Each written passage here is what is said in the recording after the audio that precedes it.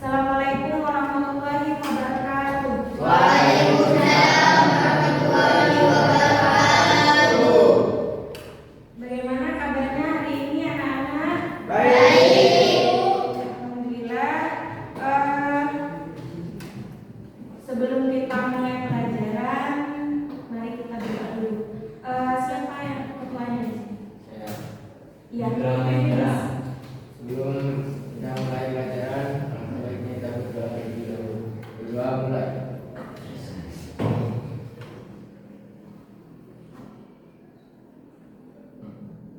Berdoa selesai. Baik, saya absen dulu ya. Silakan yang saya panggil, silakan lanjutkan tangan. Muhammad Ikram, Tirta Adiputra, Ibu. Mahendra, Muhammad Junaidi, Ibu. Muhammad Effendi, Muhammad Samsul Hidayat, Hafidatul Ainiyah, Hadir. Vivia Lianintang Malasari, Hadir Bu. namanya sampai RT nih Pak. Rofiatul Kamila, Hadir. Indah Puspitasari, Hadir. Siti Nur Sulistia Rahma, Aisyah Rodia, Hadir. Rizkatul Hasanah, Hadir. Ahmad Rafi. Gak masuk. Kemana? Sakit. Sakit Bu. Rizky Zarul Aziz, Muhammad Farhan Ramadhani, Muhammad Taufik, Ahmad Afandi Firdaus. Ya, semoga yang sakit segera sembuh ya penyakitnya ya. Ya, Bu. Entah itu penyakit apa, penyakit kanker atau apapun. Ya Bu. Ya Bu. Baik, kemarin kita sudah membahas di bab 1 itu tentang fasih membaca Al-Quran dengan tajwid membentuk sikap disiplin. Ya Bu. Ada yang masih ingat kemarin apa yang dibahas? Dan anu. Apa? Tentang apa? Iya. Hadir. Ya, Ya. bab 1. Ya. Coba bukunya dibuka. Ayo Bu.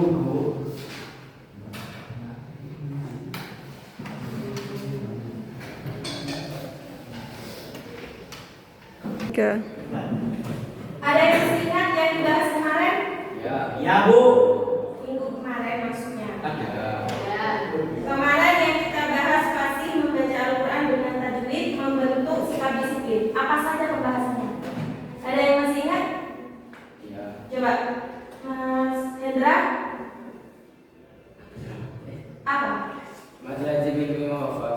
Ya, mad lazim, ilmu muhaffaz, ada mad lazim musaqqal ilmi, ada mad lazim musaqqal harfi, dan ada mad lazim muhaffaz harfi. Ya. Kemarin sudah saya jelaskan.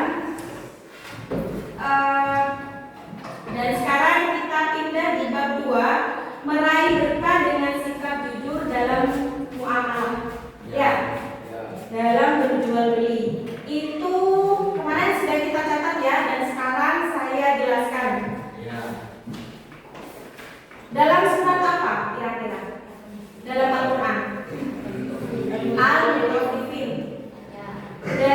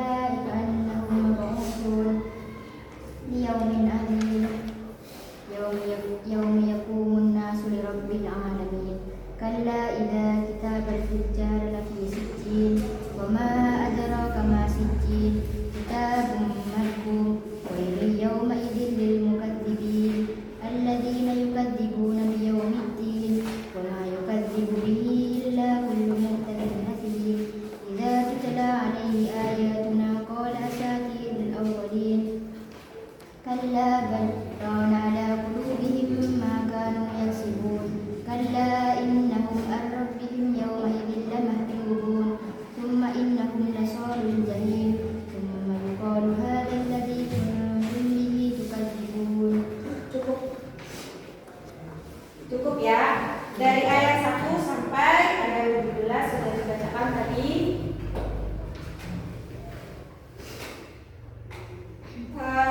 Yang pertama yang akan kita bahas yaitu penerangkan tentang apa ayat 1 sampai 17. Ada yang bisa membacakan artinya? Surat Al-Mutaffifin ayat 1 sampai 17. Ini Mas, kan saya tadi sudah kasih.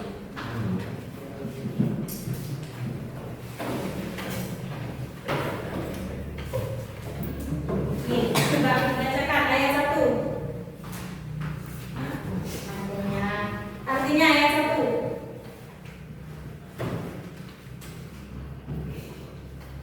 Ayo Mas. Kecelakaan bersama kecelakaan bersama bagi orang-orang yang sudah Dalam menakar dan menimbang. Surat Al-Mutaffifin ayat 1 ini menerangkan tentang celakalah bagi orang-orang yang curang dalam menakar dan menimbang. Jadi dalam berjual beli itu, jika dalam menakar dan menimbang itu salah, kadang kan ada penjual, misal kayak jual di toko ya, kita membeli gula. Gulanya 1 kilo, kalian belinya 1 kilo. Tapi timbangannya tidak sampai 1 kilo. Nah, itu yang diterangkan dalam surat Al-Mutaffifin, maka orang itu akan celaka. Sama saja orang tersebut mencuri barang ya. Kan misal 1 kilo itu kan tidak sampai 1 kilo, cuman 9 on. Jadi itu kan sudah berkurang. Tapi dijualnya dalam bentuk 1 kilo. Kadang kan kalau dalam toko itu kalau jual ya kan langsung 1 kilo, ada yang setengah, ada yang seperempat.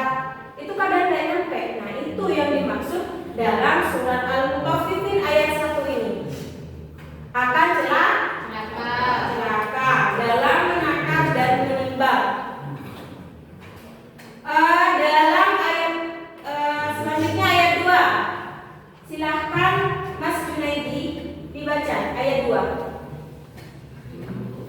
Apabila menerima hartanya dari orang lain, mereka minta diganti. Ya, jadi ayat yang kedua menerangkan yaitu orang-orang yang apabila menerima takaran dari orang lain, mereka minta dicukupkan. Jadi kalian meminta harus dicukupkan ya. Penjual dan pembeli harus sama-sama sepakat dalam berjual beli. Kalau tidak sampai, kalian harus bilang ini kayaknya nggak sampai 1 kilo nih, kurang ini timbangannya, agar tidak menimbulkan tadi celaka nanti orang-orang yang takarannya itu tidak tepat ya, tidak sesuai.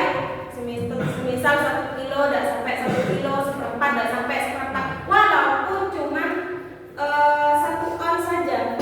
Itu jangankan 1 on ya, 1 sendok saja, itu kalian itu namanya sudah mengurangi timbangan. Itu tidak boleh ya. Yang ketiga, saya baca ya. Dan apabila mereka menakar atau menimbang untuk orang lain, mereka mengurangi. Jadi itu tadi dikurangi, itu tidak boleh ya. Ya Bu. Dan seterusnya ini sampai ayat 17 sudah menerangkan tentang takaran timbangan ya.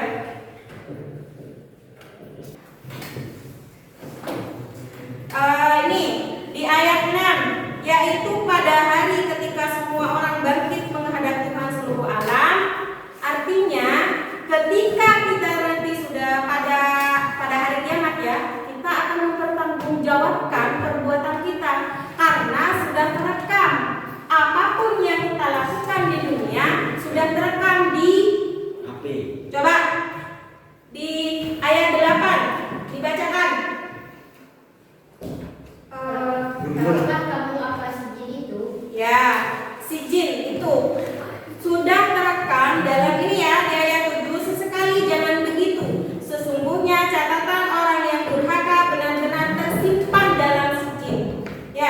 Ya. Dan yang berisi catatan amal-amal manusia ya.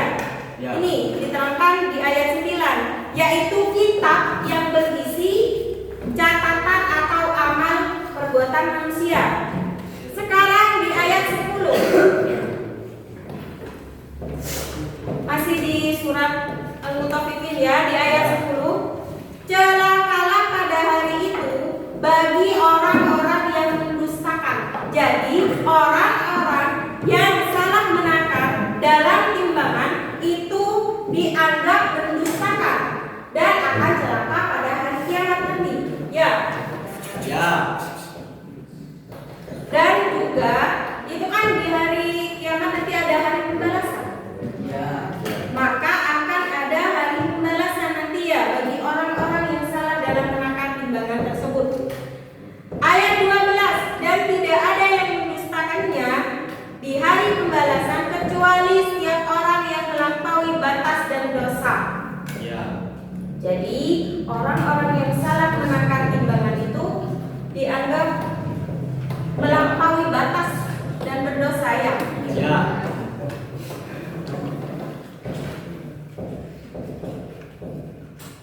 Ya, Bu. Kadang ada orang-orang yang apabila diterangkan oh ini dosa, itu kadang menganggapnya itu hanya dongeng belaka. Itu ada di ayat 13. Yang apabila dibacakan kepadanya ayat-ayat kami, dia berkata itu adalah dongeng orang-orang dahulu. Dongengnya. Iya, cuma dianggap dongeng. Ayat 14 sekali tidak, bahkan apa yang mereka kerjakan itu telah menutupi hati mereka. Kadang kalau sudah enak menimbang, sudah sering mencuri, merasa enak ya? Ya. Itu nyaman. Kadang merasa keenakan, jadi setiap hari dilakukan. Mau berhenti sudah gak mau, hatinya sudah kadung keenakan melakukan hal-hal dosa itu ya.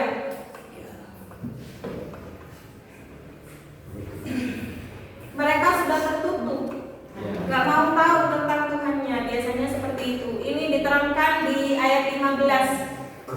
Ayat 16, kemudian sesungguhnya mereka benar-benar masuk neraka.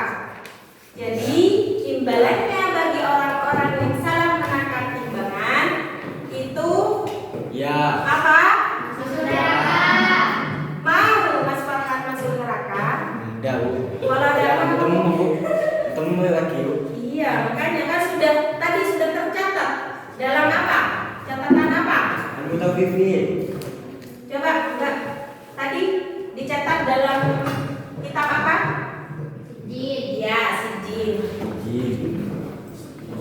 Yang 17 kemudian dikatakan kepada mereka inilah azab yang dahulu kamu dustakan. Jadi di hari pembalasan kalian sudah tidak bisa memperbaiki amal perbuatan kalian. Kadung mencuri, jadi sudah tidak bisa kembali lagi. Akhirnya ayat 17 mengatakan inilah azab yang dahulu kamu dustakan. Kalau masih di dunia kalian tidak percaya kalau itu kalau nanti ada azabnya, kalau nanti ada balasannya. Karena kadung enak mencuri. Jadi tidak boleh ya. Ya. Bikin baju. Ya. Sekarang yang nomor 2, asbabun nuzul qiyas al-mutaffifin. Coba ada yang tahu asbabun nuzul itu apa? Nah, belum Pak. Tidak tahu ya? Boleh. Padahal kemarin saya sudah jelaskan. Apa asbabun nuzul, ada yang ingat? Babida biasanya ingat? Galih? Jadi beda ya, Bu. Tidak ingat? Asbabun nuzul itu sebab turunnya. Jadi ada sebabnya kenapa surat Al-Mutaffifin ini turun. Kenapa? Ya. Allah menurunkan ayat-ayat ini sebagai ancaman kepada orang-orang yang curang dalam menimbang dan menakar.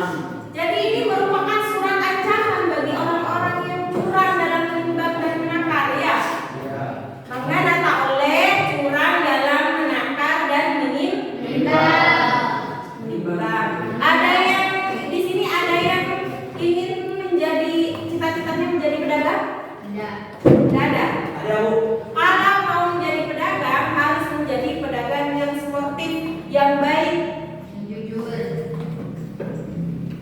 Yang jujur. Nah, ya itu bagus. Bagus. Bagus. Ini. Bentar. Sampai 6. Di ayat 1 dan 6, Allah memulai surat dengan ancaman bagi orang-orang yang curang dalam timbangan dengan kalimat wa'il. Artinya celakalah. Ya. Jadi sudah diperingatkan berkali-kali di ayat 1 sampai 6 itu, maka orang yang salah menakar dalam timbangan itu akan celaka. Itu isyarat dari Allah. Makanya surat Al-Mutaffifin ini diturunkan. Jadi asbabun nuzul IS Al-Mutaffifin itu adalah ancaman bagi orang-orang yang salah dalam menakar dan menimbang. Selanjutnya ayat 7 sampai 17. Coba ayat 7 dibacakan. Kalla inna kitabal fujjari lafi sijjin wa ma adraka ma sijjin. Ya cukup. Nah itu ya. Coba ayat 7. Kalla inna kitabal fujjari lafi sijjin. Nah ini sudah diterangkan di ayat 7 sampai ayat 17. Sesekali jangan curang karena sesungguhnya kitab orang yang durhaka tersimpan dalam sijjin. Apa tadi saya sudah jelaskan sijjin itu apa? Kitab yang berisi tentang amal ya. Tentang catatan amal ya. Ya. Mau Mas Farhan dicatat amalnya baik? Ya. Kalau mau, maka berbuat yang baik-baik ya Mas. Ya. Jadi jangan sampai di dunia ini melakukan hal-hal yang tidak berguna atau Iya, Bu. bermanfaat. Ya, Bu. Coba ayat 7 sampai 17. Allah menjelaskan bahwa catatan perbuatan orang-orang durhaka terdapat dalam daftar keburukan dan disimpan dalam buku khusus yang bernama sijjin. Berkali-kali saya jelaskan. Apa sijjin itu? Kumpulan buku-buku para setan dan orang-orang Kafir. Jadi kalau catatan kalian ada di sijjin, berarti kalian Kafir. berkumpul dengan setan. Setan mau berteman dengan setan. Ya. Kalau gak mau rubah ya, perbuatannya yang lain dirubah. Selanjutnya Allah menjelaskan mengapa mereka mengeja Al-Quran antara lain karena banyaknya dosa yang menutupi hati. Jadi kebanyakan umat Nabi Muhammad itu banyak yang mengeja Al-Quran karena kenapa? Hatinya sudah tertutup ya. Jadi bagi yang sering bagi yang sering mengeja Al-Quran, hatinya sudah tertutup. Tutup, Bi. Ya, Bu. Selanjutnya, nih ya, surat Al-Mutaffifin. Wailul lil mutaffifin alladzina idza qalu 'alan nasi yastawfun dan seterusnya. Sudah dijelaskan tadi ya dari ayat 1 sampai ayat 17. Al-An'am. Tidak ada di itu ya. Nah, sob. Yang kedua ini ya, IS Al-An'am ayat 152. Ya, saya bacakan sendiri ya. Wala taqrabu malal yatim illa billati hiya ahsan hatta yablugha ashuddahu wa awful kayla wal mizana bil qist. La nukallifu nafsan illa wus'aha. Wa idza kuntum fa'dilu walau kana dha qurba wa bi ahdillahi awfu. Dzalikum wasaqum bihi la'allakum tadhakkarun. Yang artinya, dan janganlah kamu mendekati harta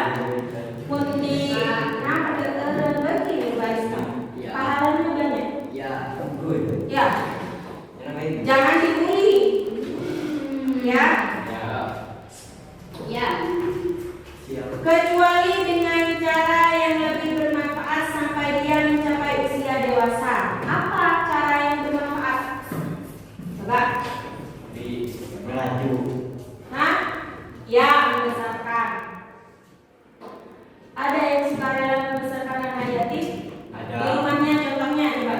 Ada. Ada. Ya. Ada di rumahnya Mas Farhan? Ya. Belum Bu. Ya. Ya, itu. Itu nanti ya imbalannya berapa? Ya.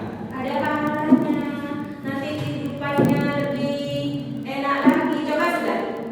Ya. Pak, kalian perhatikan di sekitar kalian. Jika ada seseorang yang menyayangi anak yatim, bahkan membesarkan anak yatim, kehidupannya coba dilihat. Ya. Pasti banyak manfaatnya. Sampai dia dewasa, sampai nanti dewasa. Kadang malah di sini ya ada orang, kadang ada anak yatim kaya, kan sudah banyak di film-film itu. Terutama di film Indosiar. Kadang ada anak yatim yang meninggal kedua orang tuanya karena banyak hartanya, jadi dibesarkan. Karena apa? Karena itu hartanya. Jangan sekali-kali menghardik anak yatim dan mengambil harta anak yatim. Tidak boleh ya. Itu harus dijauhi. Kalau mau membesarkan anak yatim dari hati, ya dari pikiran itu bisa. Berarti Mas Farhan ini pintar, tapi nakal. Dan sempurnakanlah takaran dengan timbangan. Nah, ini masih dibahas lagi di surat Al-An'am. Apa? Sempurnakanlah takaran dan timbangan dengan adil. Tahu adil? Ada selajen ya. Ada ketempeng kade. Bereen ketempeng nah. Itu enggak boleh. Harus lebih berat kebarannya, ada apa-apa itu. Asalkan kalian ikhlas. Kami tidak membebani seorang melainkan menurut kesanggupannya. Apabila kamu berbicara, bicaralah sejujurnya, sekalipun dia kerabatmu, dan penuhilah janji Allah. Demikianlah dia memerintahkan kepadamu agar kamu ingat. Jadi harus diingat perintah-perintah Allah. Apa yang dilarang oleh Allah itu harus diingat. Jangan saya masih hidup pengen lah, saya ini hidupnya lama ini. Gak apa-apa lah, mengerjakan itu dosa-dosa, itu gak apa-apa gitu pikirnya. Kalian harus ingat ya, ada balasannya itu nanti ya.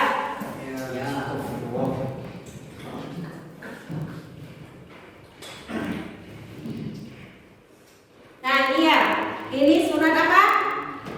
Al-An'am ayat 152. Ini bunyinya ya, ini artinya. Dan janganlah kamu mendekati harta anak yatim kecuali dengan cara yang lebih bermanfaat sampai dia mencapai usia dewasa. Dan sempurnakanlah takaran dan timbangan dengan adil. Kami tidak membebani seseorang melainkan menurut kesanggupannya. Jadi kalau tidak sanggup, Allah tidak akan membebani seseorang ya. Sesuai dengan kesanggupan manusia. Apabila kamu berbicara, bicaralah sejujurnya. Jangan bodoh. Saya sering berdusta. Contohnya takaran tadi itu sama dengan nipu ya. Ya. Sekalipun dia memerintahkan kepadamu, kerabatmu, dan penuhilah janji Allah, demikian agar kamu ingat.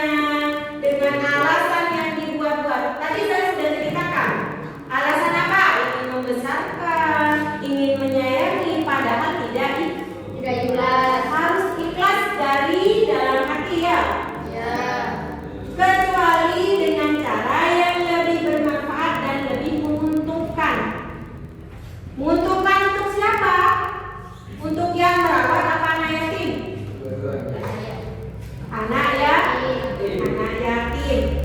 Seperti menginvestasikan agar berkembang, misal punya banyak mata, diinvestasikan kemana misal. Nah itu tidak apa-apa, tapi hasilnya harus diberikan kepada anak ya. Jangan diambil sendiri, namanya itu mengambil harta anak ya. Itu tidak boleh.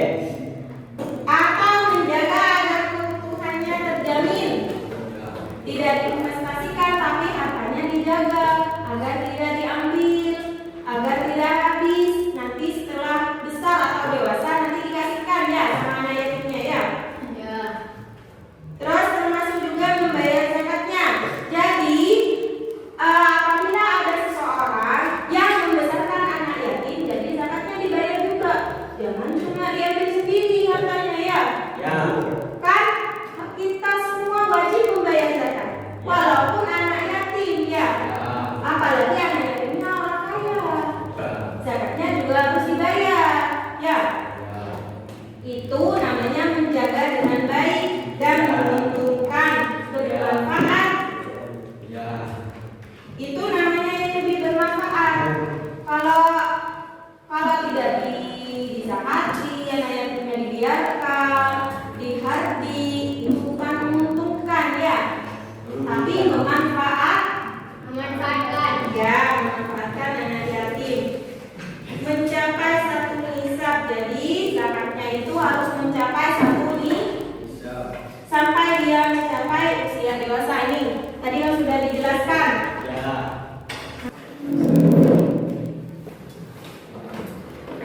Selanjutnya ayat ini, Al-An'am ini masih menjelaskan tentang penakar dan timbangan ya. Jadi ayat ini memerintahkan kepada kita untuk menyempurnakan takaran dan timbangan secara adil. Jadi sama-sama beratnya ya, harus adil antara penjual dan pembeli. Tidak boleh merekayasa atau mengurangi ya. Atau timbangan dalam bentuk apapun, takaran dan timbangan dalam bentuk apapun itu tidak boleh dikurangi, tidak boleh direkayasa, oleh dan berkade. Kalau bisa kalian dalam berjual beli itu timbangannya ditimbang apabila ada orang yang membeli. Nah makanya itu kan tahu yang membeli, udah ini benar timbangannya itu ya. Namun demikian, karena untuk tepat 100% dalam menimbang adalah sesuatu yang sulit. Kadang kan memang sulit, kadang timbangannya ada sama antara penjual pertama dan penjual kedua, itu timbangannya tidak sama.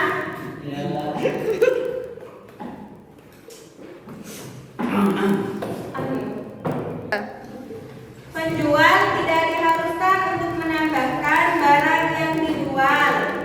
Jadi tidak diharuskan penjual itu menambahkan barang yang dijual melebihi dari kewajiban yang harus sama-sama ya. Nanti nggak untung tapi rugi. Penjualnya rugi kalau dilebih-lebihkan.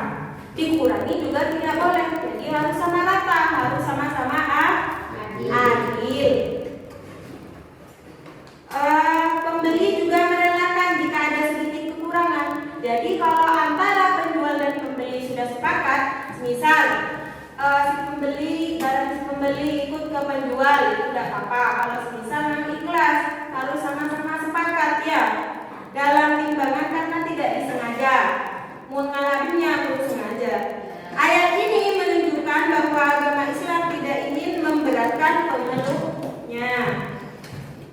Penjelasan berikut adalah perintah untuk berbicara dengan jujur. Jadi mengajarkan dalam menimbang itu harus jujur, mentaati jujur. Jadi timbangannya direkayasa, ya itu namanya tidak jujur.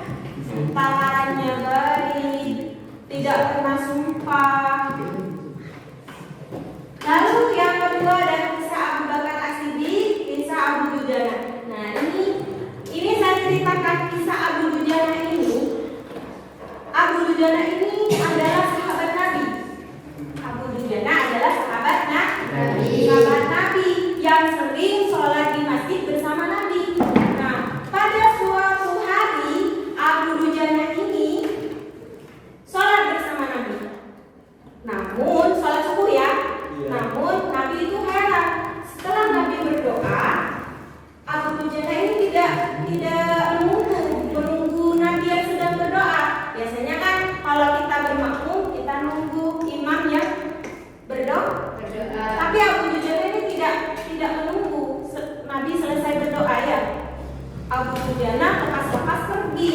Lalu Nabi bertanya, wahai Abu Dujana, kenapa kamu tidak berdoa terlebih dahulu setelah sholat?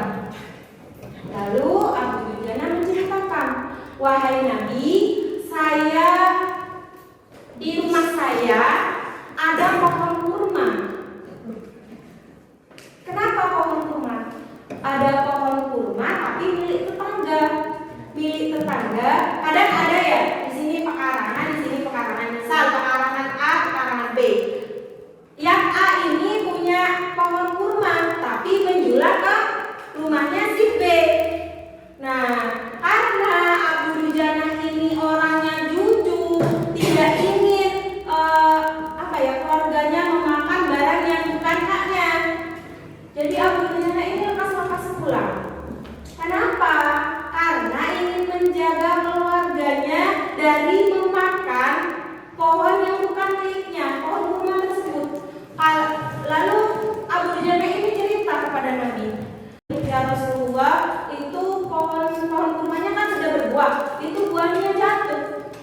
Dan pada suatu hari buah kurmanya itu jatuh dimakan oleh anaknya dan diketahui oleh Abu Dujana.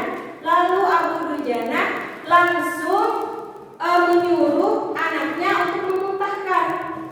Kenapa? Karena agar anak-anaknya tidak memakan barang-barang yang bukan haknya ya. Lalu Rasulullah itu menangis karena saking terharunya dengan ceritanya Abu Dujana. Berarti Abu Dujana ini mengajarkan kepada keluarganya untuk bersikap jujur ya. Lalu apa yang terjadi? Rasulullah mendatangi yang mempunyai pohon tersebut.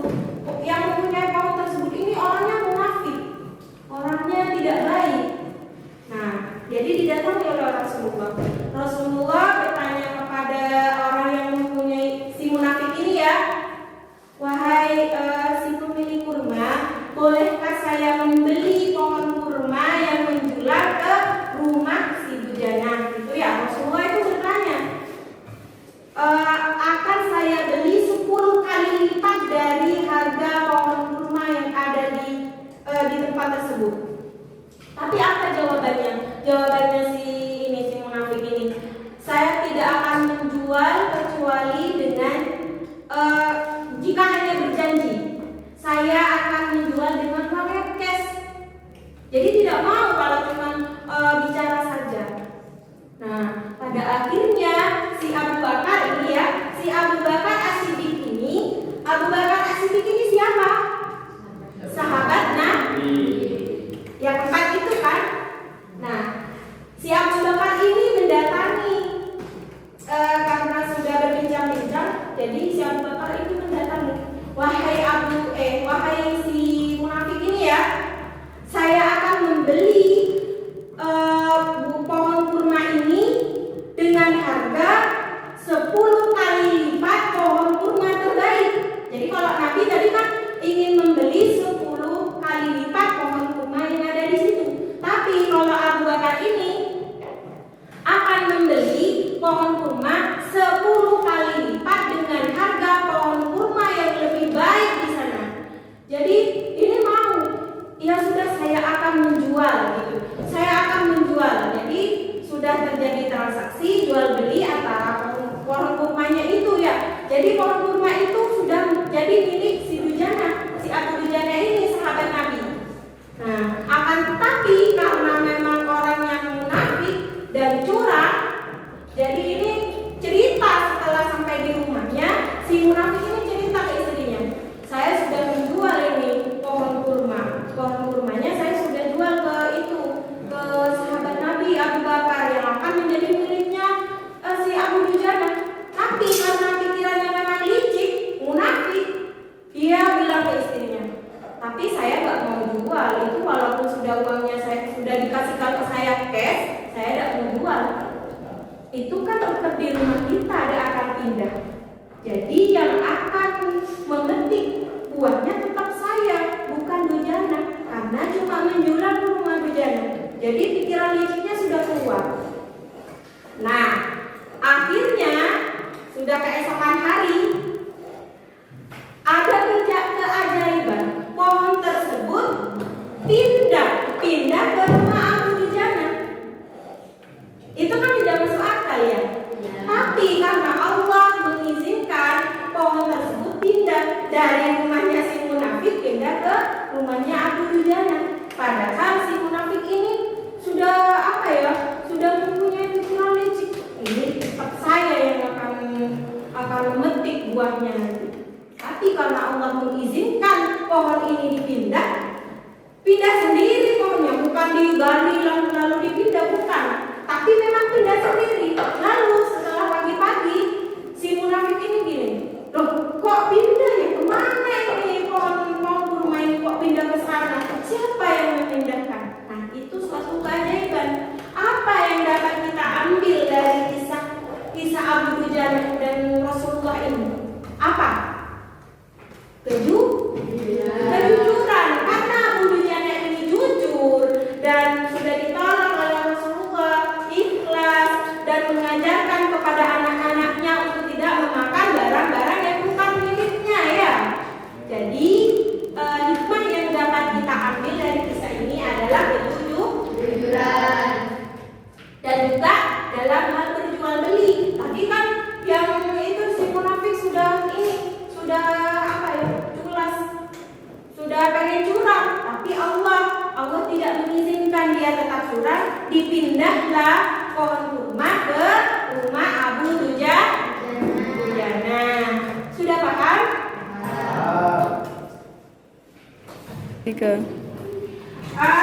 Dari yang tadi saya sudah menjelaskan panjang lebar dari surat Al-Mutaffifin, surat Al-An'am dan juga kisah-kisah inspiratif. Mungkin ada yang belum paham? Bisa ada yang boleh bertanya? Saya Ya, coba. dalam jual beli online bagaimana menerapkan muamalah yang baik? Itu kan ada sistem COD. Apakah itu diperbolehkan dengan Islam? Ya. Dalam jual beli online ya, ada kan sekarang banyak ya online di sosial media, contohnya di TikTok, di Lazada, di Shopee, itu diperbolehkan. Asalkan kalian sebagai pembeli harus menerima syarat-syaratnya. Itu kan ada deskripsi ya. Itu kan di bawah itu misal mau pesan buku, ya itu kan kalian sudah melihat deskripsinya, bukunya ini seperti ini. Saya pernah beli buku tapi tidak sesuai. Tapi karena saya sudah setuju dengan kesepakatan di itu ya, di deskripsi yang diterangkan di itu saya pernah belinya di TikTok, tapi tidak sesuai. Tapi kan saya sudah menyepakati, nah itu tidak apa-apa. Sistem COD itu kan bayar belakangan ya. Sebenarnya kalau dalam Islam sih itu tidak boleh. Sama halnya dengan kita makan di warung. Kalau di Indonesia kan makan di warung kita makan dulu baru bayar. Ya. Sedangkan kalau di kafe, siapa yang pernah makan di kafe? Saya pernah? Saya pernah. Coba kalau ke Bandung. Pernah? Itu bayar dulu pada? Oh, kalau dulu saya bayar dulu. Di mana ya kalau yang bayar dulu? Nah, contohnya di Bandung udah bayar dulu ya. Di bayar dulu itu ya. Bakso Al-Fatih. Tahu bakso Al-Fatih? Yang lagi viral? Ya, di Maisan itu bakso Al-Fatih itu bayar dulu, udah bayar belakangan. Kalau di Bandung kan makan dulu baru bayar. Kalau di Al-Fatih bayar dulu baru makan, gitu ya. Yang benar itu bayar dulu baru makan. Kalau kita makan dulu baru bayar, kan kesannya kayak utang dulu. Ya. Padahal kan ada orang yang kurang itu. Pas moro-moro pergi, orangnya ada lihat ya, orangnya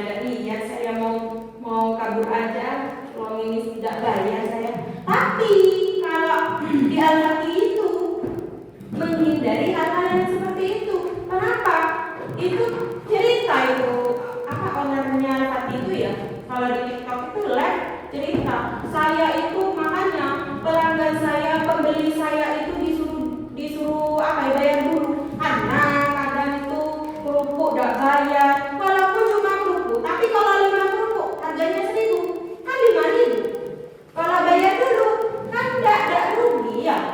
Kebanyakan kalau bayar dulu itu semuanya akan dibayar, tapi kalau bayar belakangan kadang lupa.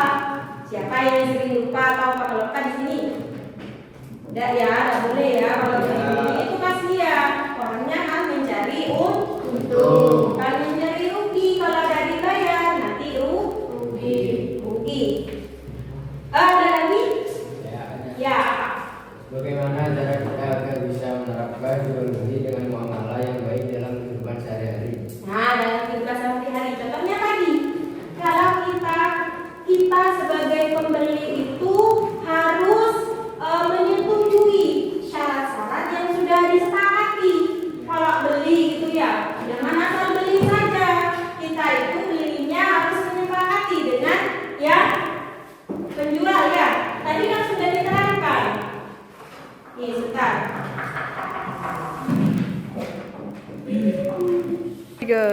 Tadi pertanyaannya bagaimana cara kita menerapkan jual beli muamalah di kehidupan sehari-hari. Nah, tadi kan sudah dijelaskan di surat Al-An'am itu. Nih di kandungan surat Al-An'am itu ada penjelasan penjual tidak diharuskan untuk mendapatkan barang yang dijual. Jadi harus sama-sama disepakati.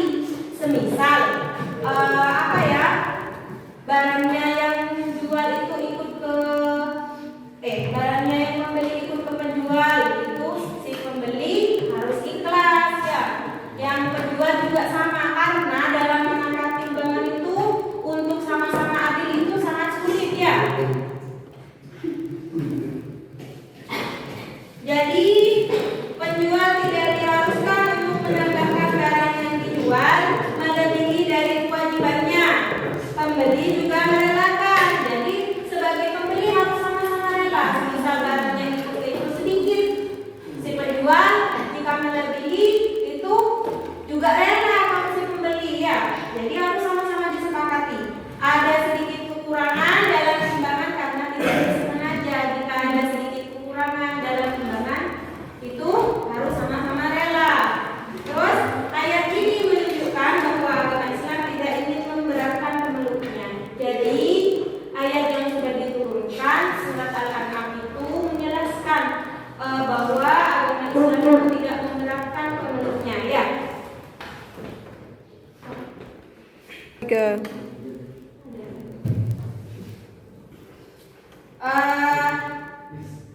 Sudah saya jelaskan semua. Jadi di rumah itu dipelajari lagi ya. Yang bab 1 itu diingat-ingat, kemarin membahas tentang mad lazim ilmi muhaffaz, mad lazim ilmi musaqqal, dan mad lazim musaqqal harfi, mad lazim muhaffaz harfi. Itu sudah saya jelaskan.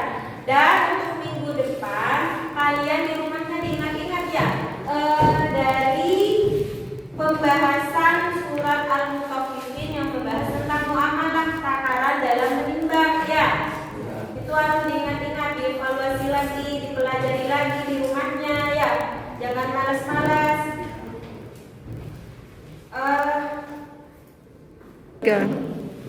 Mungkin bisa dikirim doa sama sebelum diakhiri pelajarannya agar bisa bermanfaat apa yang sudah saya terangkan tadi. Sebelum mengakhiri pelajaran, lebih baik kita berdoa terlebih dahulu. Berdoa mulai.